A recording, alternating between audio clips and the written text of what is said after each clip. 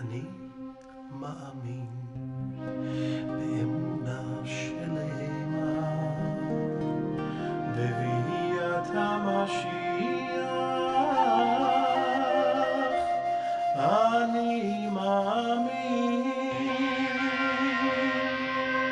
ויפה לפי שיתממע עם כל זה אחכה לו עם כל זה אחכה לו בכל יום שיבוא.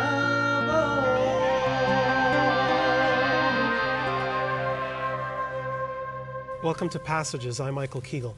We're going to be talking about the monarchy of Moshiach, who is the Messiah King, the King Messiah.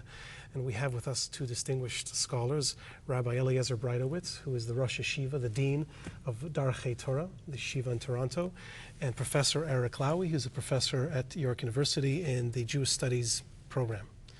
So, Rabbi Breitowitz, maybe if I can get you to start us talking about Moshiach as monarch. Why do we have to think of him as a monarch? Why can't he be just the Messiah in the abstract? Well, the reason we speak of him as a monarch is because that's what he is. The word Moshiach means anointed. And anointing with oil was the way in which a king was confirmed as a king.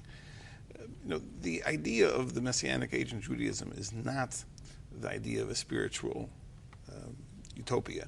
It really is the ideal state. And it has all the features of a state, government, an economy, an infrastructure.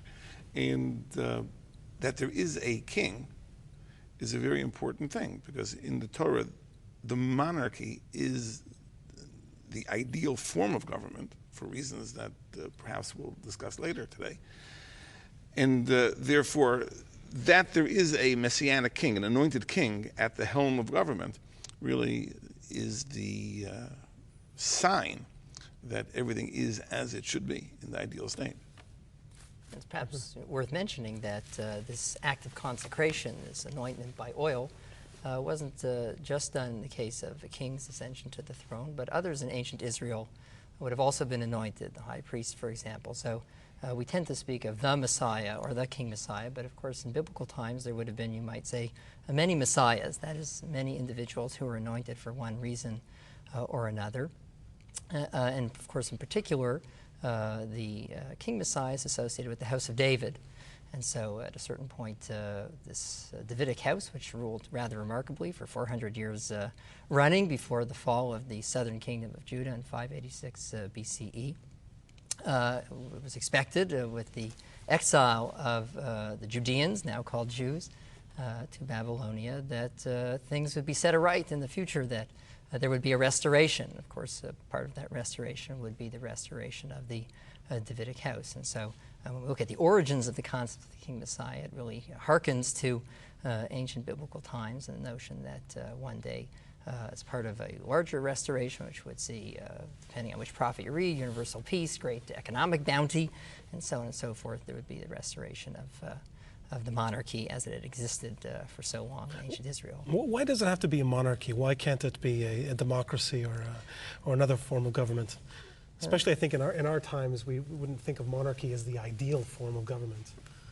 That's an interesting question. I think, it's not completely unanimous that it would be a monarchy.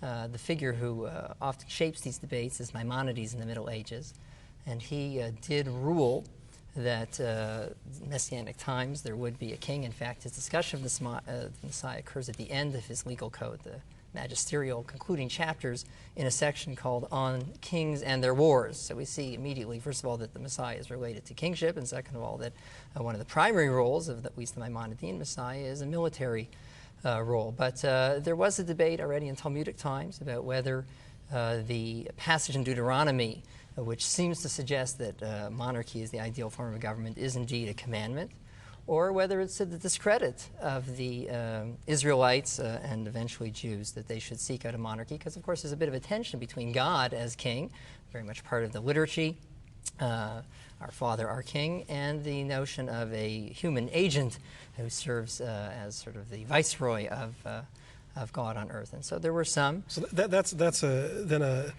choice there is really between monarchy and theocracy, which is even more distasteful, I think, in the minds of many. So why is democracy never thought of as a viable option in Judaism? See, I think that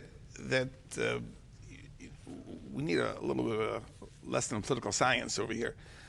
You know, once upon a time, the legitimacy of government was assumed to come from above. You know, the divine right of kings, etc.